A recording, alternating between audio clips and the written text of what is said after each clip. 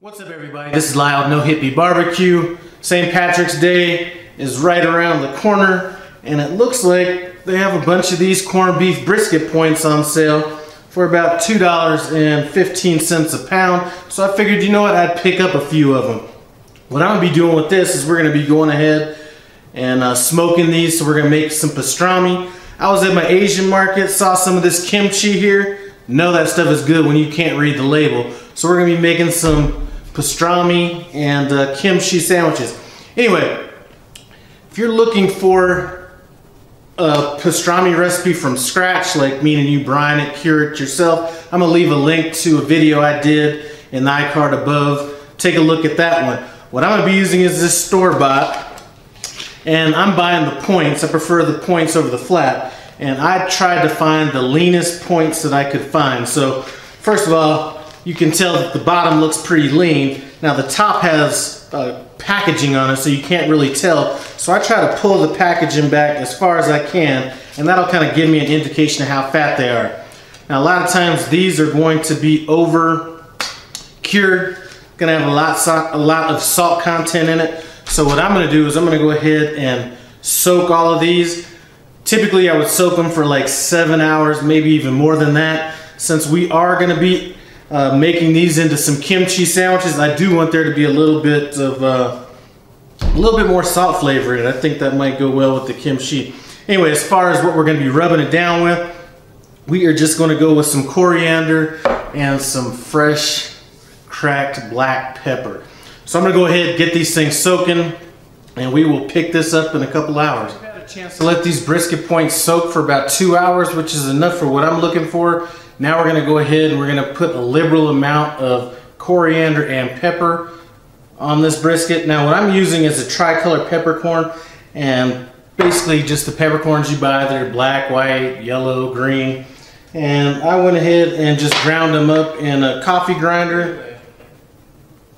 Let's go ahead and add our seasoning to this. Now I'm not adding any binder, I'm not adding any mustard, any olive oil. This has been in water for so long, and that cure, that I don't really think it needs it.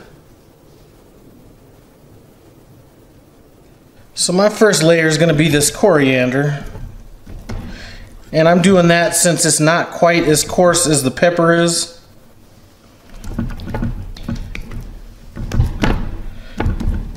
And we're going to get the other side too, the fat cap, but we'll get that off camera. No need to show all of that. Going to do it roughly the same.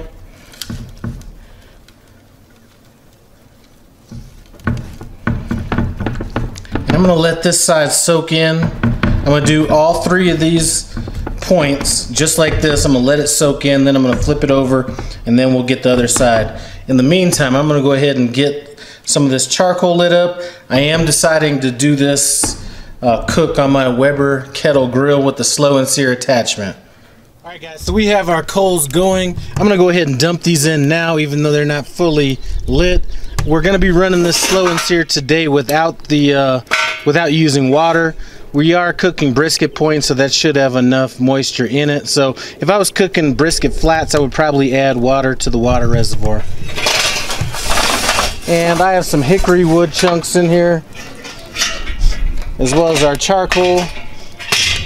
And this is gonna have a good, 30 minutes to go before we even start adding any meat to it. So it's gonna have a chance to really get going. Looks like we got our coals running and everything like that. I'm gonna try to keep this cook anywhere between, I don't mind going hotter and faster on this one. I'm probably gonna be going 250 to 275 on this. Now, question is, am I going to be going fat side up, fat side down? Well, you know what? I'm not the best barbecue person in the world. I'm not the worst. But if I look at the people that I consider to be the best, half of them go fat side up, half of them go fat side down. So what I do is, however they hit the pit is how I cook them. Now, they happen to be looking like they're going to be going fat side down in this application, so that's what we're going to be doing.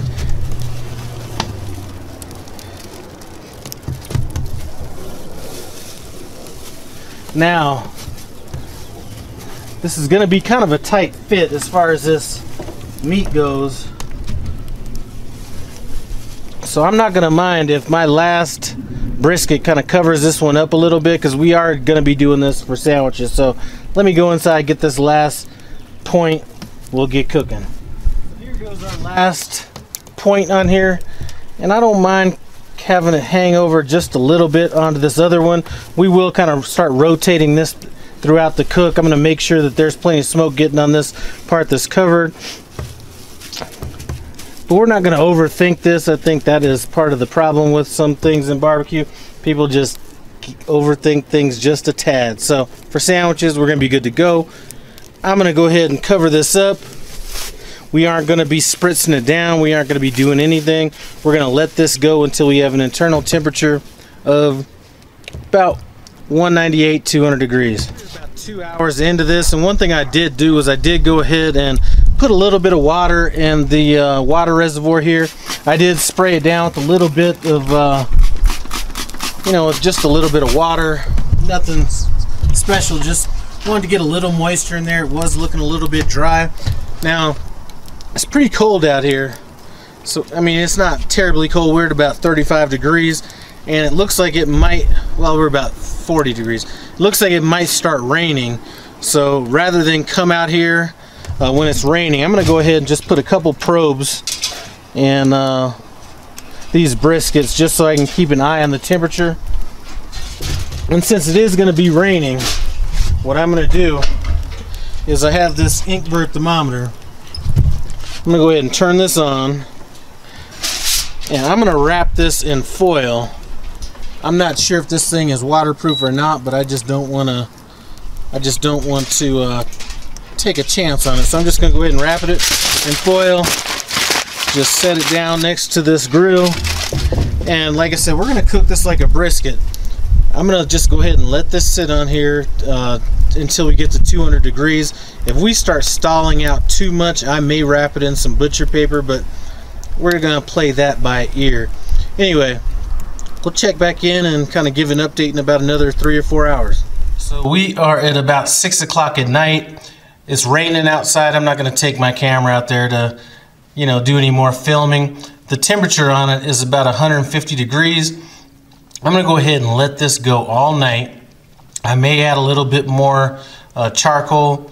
I do have my thermometer set to alert me if we get up to 200 degrees, but I think that we should be able to go all night. I have it down to about 225 degrees, so that's a good long-term temperature. So we'll see you in the morning. Guys, we've had these points on the smoker all night long. They maxed out at about 192 degrees before the temperature started dropping, which is fine. I'm gonna go ahead and wrap these up real tight. We're gonna take them into work. I'm gonna throw them back in the oven, get them up to about 200 degrees. Then we're gonna go ahead and slice it and see how these sandwiches turn out. Like I said, we're gonna be doing some pastrami and kimchi with a little bit of Swiss cheese, I believe I bought on it. So anyway, next time you see me, I'll be at the office.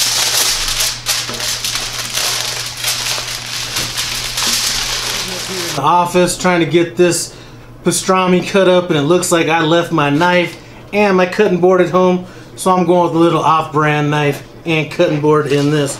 Anyway, I was thinking about going ahead and toasting up, or you know, throwing a little bit of butter on this bread and, you know, grilling it in a skillet, but I don't have any butter right now, so we're just gonna go ahead and slice it up. I have my kimchi, got some mustard, may throw the bread in the toaster, but should be delicious. Let's get cutting.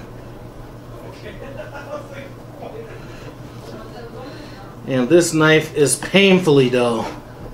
Go ahead and set this aside. Oh man, this looks delicious. Check out the way that is bending right there. That is cooked perfectly. Anyway, I'm gonna slice this stuff up. No reason for you to see me going through all this pain slicing this up. We'll get building this sandwich. We'll see you back in a bit. We got this meat cut up. Really what I'm gonna do, so we're just going to go ahead and place this meat on the bottom of our bread. And this meat is sliced a little bit thicker than I would normally go, but you know what? Sometimes you got to work with what you got, and this knife was painfully horrible.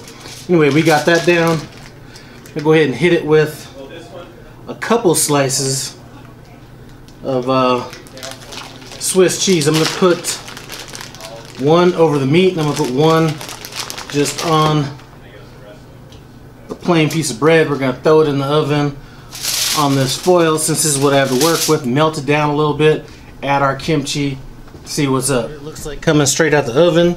I'm going to go ahead and throw some of this kimchi on here.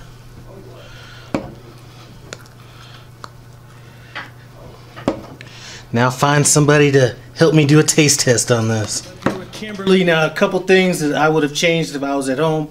Definitely would have rocked this bread out with a little bit of, you know, butter, something like that. But, you know, I got to work with what I got to work with.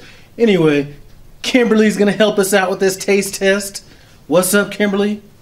What's up, guys? And most of you guys are used to me having my son in the videos, and you guys know I always got to throw a little nickname at him, so I'm here with Oprah Thin-Free. Anyway, let's get on into this sandwich and see what's up. You can go ahead and take a bite first. It smells so good. I'm going to tell you something that would change with this next time I do it.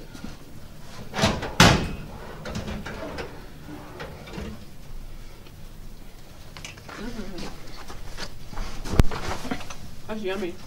Anyway, she's saying it's yummy. I'm not going to get in on this taste test right now because I don't have a plate and I don't want to run in there and grab one. But, you know, I didn't put any salt in this, and I only let that corned beef sit in that water solution for about 2 hours. I probably would go about 7 or 8 hours because still is a decent amount of salt in that.